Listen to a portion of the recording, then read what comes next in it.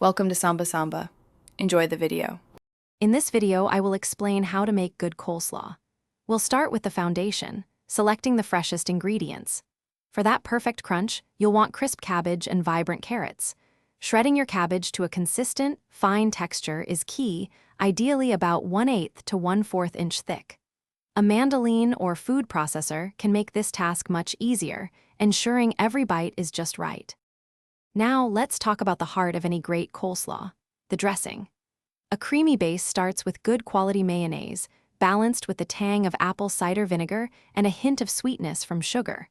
For an extra layer of flavor, incorporate a small amount of Dijon mustard and a pinch of celery seeds.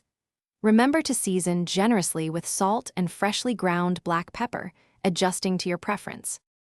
Once your dressing is ready, it's time to bring everything together. Gently combine your shredded cabbage and carrots with the creamy dressing. The goal is to coat every piece evenly, ensuring a harmonious blend of flavors in every bite. After mixing, cover your coleslaw and refrigerate it for at least 30 minutes. This chilling time allows the flavors to meld beautifully, enhancing the overall taste and texture.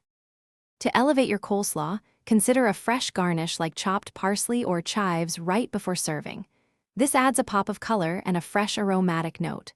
For optimal taste and texture, enjoy your homemade coleslaw within 2 to 3 days. It's perfect for picnics, barbecues, or as a simple side dish.